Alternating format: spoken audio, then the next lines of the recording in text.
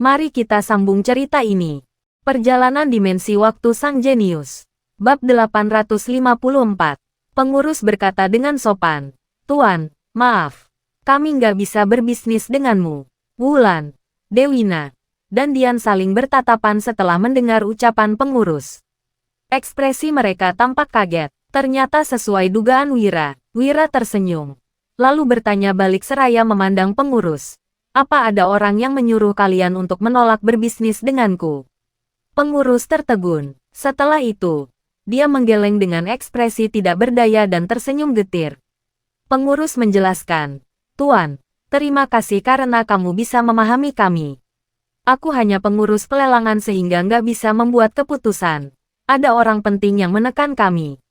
Pengurus melanjutkan, "Jadi, kami hanya bisa mengikuti perintah mereka dan nggak bisa menjalankan kesepakatan yang kita bicarakan sebelumnya. Aku minta maaf. Kalau kamu masih punya barang bagus, kami pasti akan menyambut kedatanganmu kapan saja di pelelangan kami lain kali. Tapi, untuk beberapa waktu ini takutnya, sikap pengurus ini sudah cukup sungkan." Wira tahu apa yang dikatakan pengurus memang benar, jadi dia hanya tersenyum. Wira menyimpan barang-barangnya, lalu membawa rombongannya bergegas meninggalkan tempat itu. "Apa benar keluarga Juwanto yang melawan kita atau semua ini hanya kebetulan?" tanya Wulan. Dia menarik tangan Wira seraya berbisik, "Suamiku, menurutmu, apa yang sebenarnya terjadi?" Wira menjawab, "Keduanya mungkin saja terjadi. Tapi, aku merasa sebagian besar alasannya karena keluarga Juwanto." Wira membawa rombongannya melanjutkan perjalanan sambil menganalisis masalah ini. Tiba-tiba, Wira melihat sebuah rumah lelang di kejauhan. Kemudian, dia segera memutuskan, "Kita akan menemukan jawabannya setelah mengeceknya." Selesai bicara, Wira bergegas membawa rombongannya mendatangi rumah lelang kedua. Seorang pelayan menyambut kedatangan Wira dan lainnya dengan antusias begitu mereka memasuki rumah lelang itu. Pelayan itu berucap kepada Wira dan lainnya dengan sopan sembari tersenyum, "Tuan dan Nona sekalian, apa kalian datang untuk membeli atau menjual barang?" Wira menyahut, "Menjual gelas kristal. Coba panggil pengurus kalian." Pelayan seketika bersemangat sesudah mendengar ucapan Wira. Dia mengangguk, lalu mempersilakan Wira dan lainnya, "Tuan dan Nona sekalian, silakan masuk. Aku akan membawa kalian menemui pengurus." Pelayan membawa Wira dan rombongannya ke ruangan khusus tamu istimewa di rumah lelang. Pengurus juga langsung bersemangat ketika mendengar bahwa Wira hendak menjual gelas kristal. Dia bertanya, "Tuan, apa kamu benar-benar ingin menjual gelas kristal? Kamu membawa barangnya, kan?" Wira melambaikan tangan. Kemudian, Danu maju dengan membawa gelas kristal yang dibungkus, lalu membuka bungkusannya dan menyerahkan gelas kristal kepada pengurus. Pengurus tercengang saat melihat 6 buah gelas kristal di hadapannya. "Wira sangat kaya." Pengurus berkomentar, "Hehe, Tuan benar-benar royal. Berapa harga lelang yang Tuan tetapkan?" 5 miliar gabak, ujar Wira. Dia tidak ingin menghabiskan waktu lagi sehingga langsung melanjutkan. "Aku melelang begitu banyak gelas kristal sekaligus. Seharusnya aku mendapatkan sedikit keuntungan dari komisi kalian, kan? Dari 6 gelas kristal, aku akan mengambil komisi dari 5 gelas kristal dan kalian akan mendapatkan 10% dari hasil penjualan." "Bagaimana? Nggak masalah," sahut pengurus dengan ekspresi senang. Dia langsung menyetujui penawaran Wira tanpa berpikir panjang. Namun, tiba-tiba pengurus dipanggil.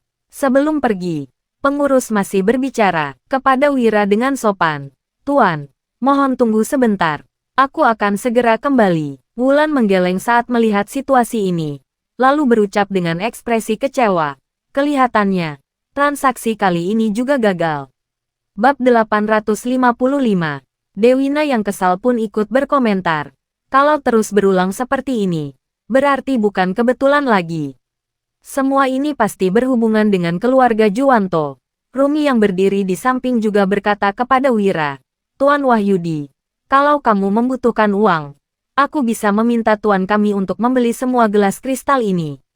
Jadi, kamu nggak perlu bersusah payah mencari mereka untuk menjual gelas kristal." Wira yang merasa tidak berdaya tersenyum setelah mendengar ucapan Rumi, lalu melambaikan tangannya sembari menimpali. Aku berbuat seperti ini bukan demi uang, tapi untuk membantu bisnisku kelak. Lagi pula, tuannya Rumi sudah memborong gelas kristal yang begitu banyak. Tak lama kemudian, pengurus kembali. Ekspresinya tampak canggung saat berbicara. Maaf, Tuan. Kami nggak bisa berbisnis denganmu. Sebaiknya kamu cari rumah lelang lain. Pengurus tersenyum getir. Dia merasa tidak rela karena hampir menghasilkan banyak uang. Wira bisa memahami kesulitan pengurus. Dia juga tidak bicara panjang lebar dengan pengurus lagi. Lalu melambaikan tangan dan meninggalkan rumah lelang ini. Dewina yang khawatir berbisik. Tuan, 2 rumah lelang sudah menolak untuk berbisnis dengan kita. Sekarang apa yang harus kita lakukan? Coba kita pergi ke Pegadaian, jawab Wira. Kemudian, dia membawa rombongannya ke Pegadaian. Bos Pegadaian yang berdiri di depan meja kasir bertanya dengan sopan. Tuan mau menggadai apa? Gelas kristal, jawab Wira. Dia melambaikan tangan. Lalu Danu segera mengeluarkan gelas kristal dan meletakkannya di atas meja. Bos Pegadaian sangat bersemangat saat melihat gelas kristal. Namun, dia berusaha menahan antusiasmenya dan berujar seraya tersenyum. Oh, gelas kristal. Tapi, apa Tuan bisa menerimanya kalau harga satu gelas kristalnya 2 miliar gabak? Wira langsung menyanggah. Aku punya 6 gelas kristal. Setidaknya harga satu gelas kristal 3 miliar. Bos Pegadaian tertegun. Lalu tersenyum dan menimpali. Harga di pasaran nggak sampai 3 miliar. Lagi pula, nggak mudah mengumpulkan uang emas yang begitu banyak. Jadi, Wira menyela. Nggak masalah kalau kamu nggak bisa menerimanya. Aku akan mencari pegadaian lain. Di sini bukan hanya ada satu pegadaian. Jadi Wira tidak perlu bersikukuh untuk menjual gelas kristal di pegadaian ini. Melihat Wira yang hendak pergi, bos pegadaian langsung panik dan segera melambaikan tangannya. Dia berujar dengan terburu-buru. Oke, nggak masalah. Jika gelas kristal ini dilelang, setidaknya harga jualnya 5 miliar. Jadi, membeli dengan harga 3 miliar tidak termasuk mahal. Namun, tiba-tiba pegawai pegadaian berjalan masuk dan berbisik kepada bos. Raut wajah bos berubah drastis. Dia langsung melambaikan tangan dan menolak Wira. Sudahlah, lebih baik kalian pergi ke pegadaian lain. Wira dan lainnya merasa frustrasi saat menghadapi perubahan yang mendadak ini. Mereka yang merasa tidak berdaya pun keluar dari pegadaian. Danu berujar dengan ekspresi serius. Kak Wira, ini pasti perbuatan keluarga Juwanto. Sudahlah, kita kembali ke penginapan saja, ucap Wira. Dia tahu jika keluarga Juwanto menghalanginya. Hari ini dia pasti tidak bisa menjual gelas kristal lagi. Kemudian, Wira membawa rombongannya kembali ke penginapan. Malam hari, ketika Wira, Wulan, Dewina, dan Dian baru selesai makan, Danu mengetuk pintu dan berjalan masuk. Danu melapor. Kak Wira, ada yang datang mencarimu. Apa kamu mau menemuinya? Bab 856. Wira tersenyum setelah mendengar ucapan Danu. Bisa-bisanya ada orang yang mencarinya malam-malam begini. Namun, Wira bisa menebak siapa yang datang. Jadi dia tidak akan mengabaikan orang itu. Wira berujar, suruh dia masuk. Pada saat yang sama, di kediaman keluarga Juwanto, Kumar duduk di ruang kerja. Di depannya ada 2 orang pria yang masih muda dan wajah mereka sangat mirip dengan Kumar. Salah satu dari pria itu angkat bicara. Ayah, orang yang diutus untuk membunuh Wira gagal. Sesuai dugaanmu, Wira memang dibantu oleh keluarga Barus. Kumar tersenyum mendengar ucapan pria itu dan menimpali. Tentu saja. Keluarga Barus berencana untuk menyelesaikan masalah pada sumbernya. Hanya saja, sepertinya mereka nggak akan berhasil. Kumar tampak tidak peduli. Baginya, hal ini tidak mungkin terjadi. Kerajaan Monoma sudah bekerja sama dengan Kumar. Mana mungkin mereka memutuskan hubungan dengannya? Benar-benar konyol. Ayah, jadi bagaimana caranya kita bertindak di istana? Sekarang Raja Bakir ada di istana Ratu. Takutnya kita akan kesulitan bertindak, ucap pria tersebut. Kumar mengernyit begitu pria itu selesai bicara. Lalu menyahut, nggak masalah. Raja nggak mungkin tinggal di sana selamanya. Setelah Kumar menyelesaikan ucapannya, 2 pria muda itu saling bertatapan dengan ekspresi khawatir. Salah satu dari kedua pria itu berkata, Ayah, Takutnya Ratu mengeluarkan dekret putra mahkota. Pada saat itu kita akan kewalahan. Kumar menggeleng dan berujar. Nggak mungkin. Kedua pria muda itu tidak mengerti alasan ayah mereka berbicara seperti ini. Salah satu dari mereka bertanya, "Ayah, kenapa begitu?" Kumar malah bertanya balik kepada kedua pria itu. Kenapa sampai sekarang Raja Bakir nggak memilih putra mahkota? Begitu Kumar selesai bicara, kedua putranya mengernyit. Raja Bakir mempunyai 4 putra, ditambah dengan bayi yang baru lahir. Sekarang dia mempunyai 5 orang putra. Sementara itu, putra tertua adalah Yahya yang memiliki hubungan darah dengan keluarga Juwanto. Menurut logika, meskipun tidak perlu terburu-buru, seharusnya sudah waktunya Yahya ditetapkan sebagai putra mahkota setelah belasan tahun berlalu. Lagi pula, menetapkan putra mahkota berbeda dengan mewarisi tahta kerajaan. Di beberapa dinasti, ada putra mahkota yang dimakzulkan. Mereka tidak layak menduduki posisi putra mahkota karena kurang kompeten. Sekalipun disokong raja, mereka tetap tidak mampu menjalankan tanggung jawab dengan baik bagaimanapun. Raja mempunyai banyak putra dengan kelebihan yang berbeda-beda, mungkin saja putra raja yang lain lebih kompeten sehingga bisa mengalahkan putra mahkota. Pada saat itu, putra mahkota pun harus diganti. Namun, Raja Bakir sama sekali tidak terburu-buru mengurus hal ini. Kedua putra Kumar masih saja tidak mengerti sehingga segera bertanya, "Ayah, tolong jelaskan maksudmu." Kumar baru tersenyum dan menjawab. Karena Raja curiga setelah Kumar melontarkan kata-kata itu, kedua putranya terkejut. Salah satu dari putra Kumar berujar, "Ayah, apa maksudmu?" Raja Bakir curiga dengan keluarga Juwanto, makanya dia nggak menetapkan Yahya sebagai putra mahkota. Putra Kumar yang lain menimpali. Kenapa Raja curiga dengan keluarga Juwanto? Di antara keluarga besar, keluarga Juwanto yang paling nggak menonjol. Berbeda dengan keluarga Barus yang begitu mencolok. Kalau dibandingkan, keluarga Barus punya ratu sehingga ancaman dari keluarga mereka lebih besar.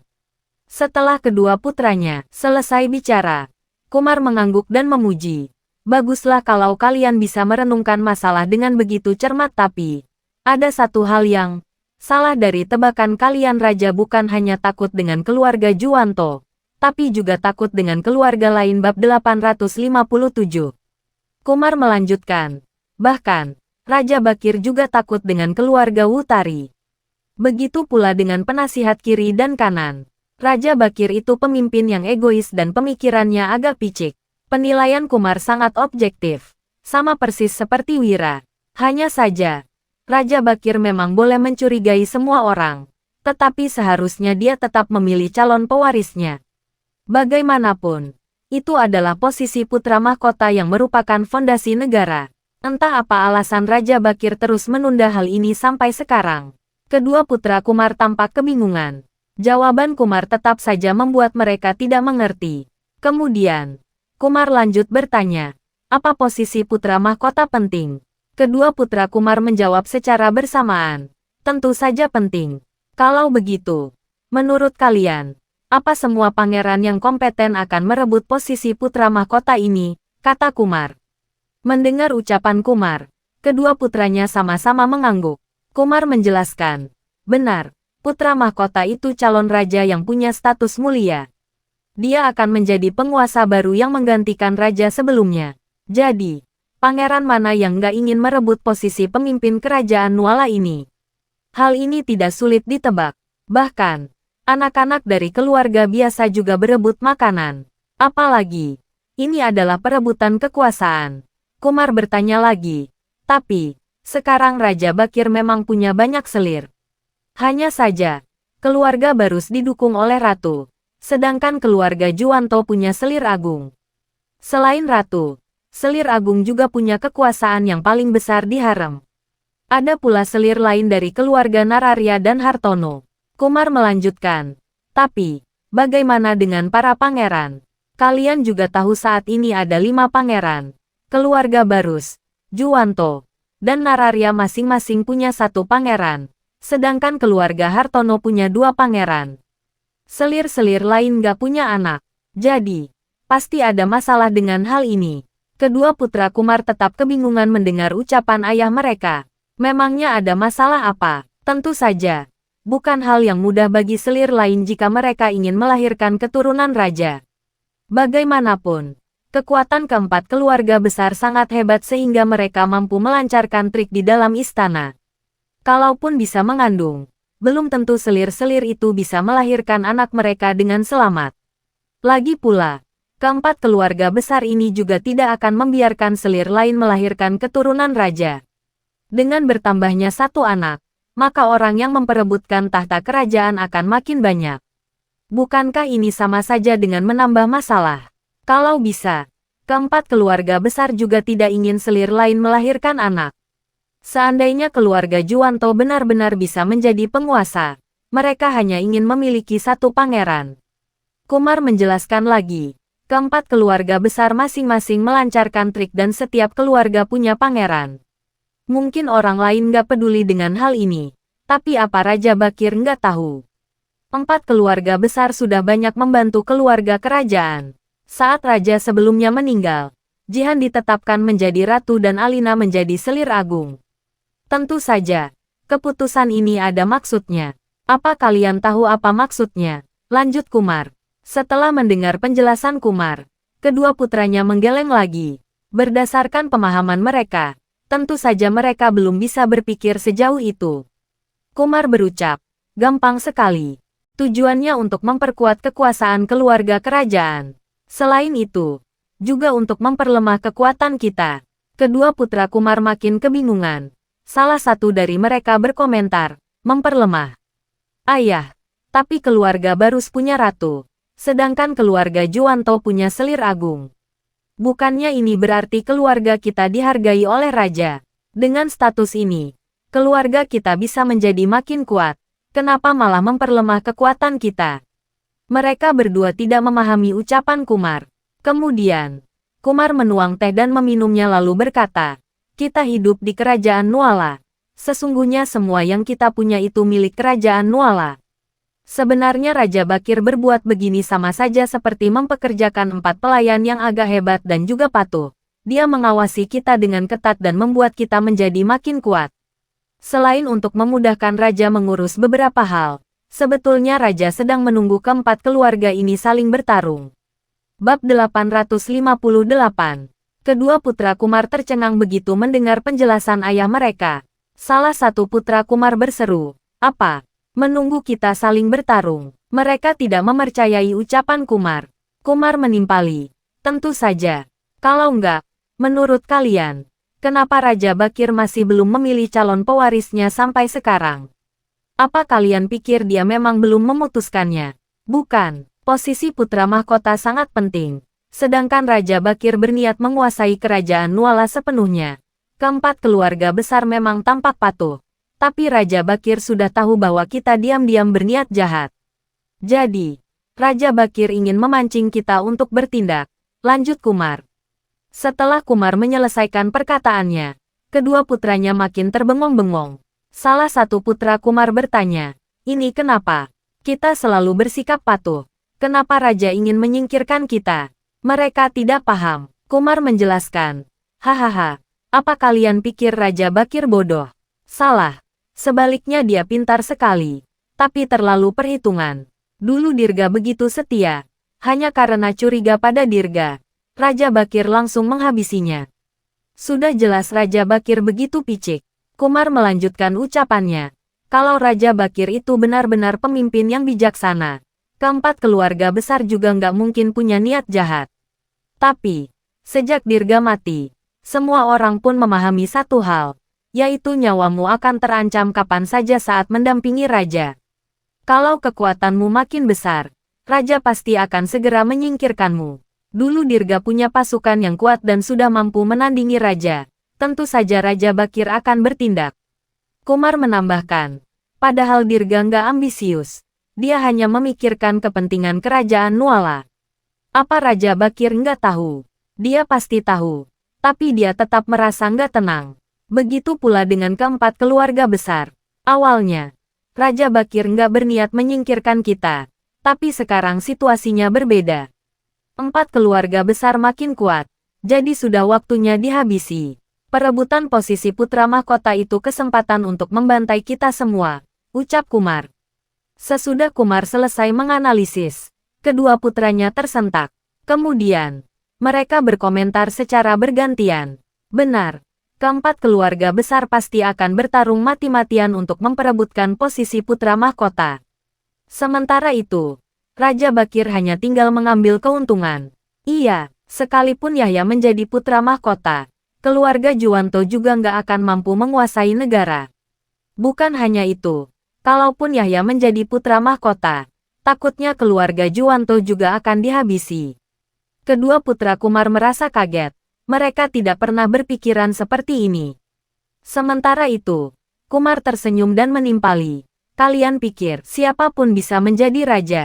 Dulu, Raja Bakir bisa mengalahkan pangeran lain karena punya trik sendiri. Lagi pula, keempat keluarga besar itu keuntungan yang ditinggalkan raja sebelumnya untuk Raja Bakir. Dia tinggal menikmati keuntungannya. Jadi, keluarga yang memahami hal ini mungkin akan bertindak. Keluarga Juwanto dan Barus sudah memahaminya. Entah keluarga Nararya dan Hartono sudah memikirkannya atau belum. Lanjut Kumar. Kumar melambaikan tangan setelah selesai bicara dan berucap lagi. Sudahlah. Aku hanya menjelaskan kepada kalian supaya kalian tenang.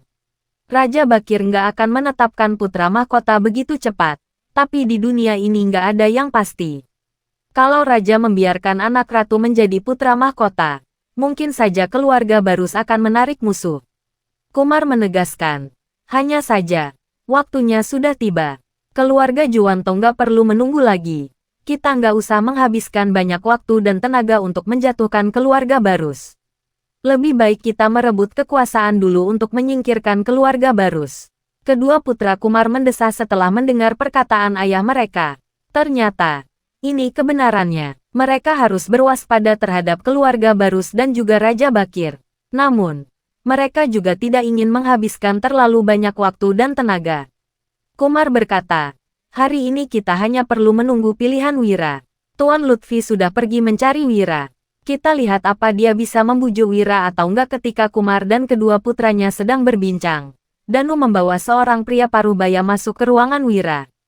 Kala ini, hanya ada Wira di dalam ruangan. Pria parubaya itu langsung memberi hormat begitu datang. Tuan Wahyudi, aku Lutfi Omran, ajudan keluarga Juwanto. Bab 859. Lutfi tersenyum. Sedangkan Wira tidak terkejut mendengar ucapan Lutfi. Wira sudah menebak seharusnya anggota keluarga Juwanto yang datang. Wira tersenyum dan mempersilakan. Ternyata ajudan keluarga Juwanto. Tuan, silakan duduk. Lutfi duduk di seberang Wira dan menatap Wira lekat-lekat. Banyak orang yang tahu tentang pencapaian Wira. Tetapi hanya sedikit orang yang benar-benar memahami Wira. Bahkan, Lutfi tidak tahu apakah Wira bisa berhasil menyelesaikan masalah pada sumbernya dan menggagalkan rencana keluarga Juwanto. Namun, Lutfi tetap harus datang. Saat melakukan sesuatu, kita tidak boleh berserah kepada takdir ataupun membuat rencana berdasarkan pencapaian musuh. Kita harus mampu mengendalikan segalanya. Wira langsung bertanya, ada apa Tuan Lutfi datang malam-malam begini? Lutfi menyahut, Tuan Wahyudi, hari ini aku datang untuk merekrutmu bergabung dengan keluarga Juwanto. Oh, ucap Wira, meskipun sudah tahu. Dia tetap menunjukkan keterkejutannya. Lutfi tersenyum dan menimpali. Tuan Wahyudi begitu hebat. Seharusnya, kamu sudah tahu tujuanku datang ke sini. Tuan Wahyudi hanya berpura-pura kaget, kan? Wira tidak memedulikan perkataan Lutfi dan berujar. Aduh, bukan seperti itu. Aku dan Tuan Lutfi belum pernah bertemu sebelumnya. Bagaimana Tuan Lutfi bisa tahu kalau aku hanya berpura-pura? Setelah Wira selesai bicara, Lutfi menggeleng dan tersenyum. Lalu berkata, Tuan Wahyudi sangat cerdas. Aku yakin gak sulit berbincang dengan orang cerdas. Jadi apa pendapat Tuan Wahyudi? Lutfi tidak ingin berbasa-basi lagi dengan Wira sehingga langsung menanyakan hal yang paling penting. Wira yang penasaran bertanya, kenapa mau merekrutku? Aku ini dibenci pemerintah. Kalau enggak, aku juga enggak akan diutus ke kerajaan Monoma. Lutfi mendesah dan menjelaskan. Tuan Wahyudi begitu pintar, jadi nggak perlu berpura-pura lagi. Bukannya lebih baik kalau kita langsung bicara jujur? Wira meminum teh. lalu berkata, "Kalau begitu, aku mau lihat Tuan Lutfi sejujur apa." Lutfi mendesah lagi setelah mendengar perkataan Wira, tetapi dia tidak terlalu memedulikannya. Lutfi langsung berucap, "Karena Tuan Wahyudi sudah bicara seperti ini, aku akan langsung bicara terus terang. Keluarga Juwanto berharap Tuan Wahyudi bisa membantu mereka. Keluarga Juwanto juga akan menyanggupi semua yang dijanjikan keluarga Barus kepada Tuan Wahyudi. Selain itu, seharusnya Tuan Wahyudi sudah tahu dengan rencana keluarga Juwanto. Karena Tuan Wahyudi berpura-pura nggak tahu, aku akan langsung mengatakannya. Konflik kerajaan Monoma kali ini merupakan perbuatan keluarga Juwanto. Tujuannya untuk mengubah situasi di kerajaan Nuala," lanjut Lutfi. Wira agak terkejut. Lutfi benar-benar berani. Wira bertanya, "Tuan Lutfi, kita baru pertama kali bertemu. Apa kamu nggak takut aku akan membeberkan omonganmu? Dengan begitu, Raja akan menghukum keluarga Juwanto." Lutfi tertawa terbahak-bahak, lalu menjawab, "Siapa yang percaya dengan omongan ajudan sepertiku? Lagi pula, Tuan Wahyudi juga nggak akan membeberkannya."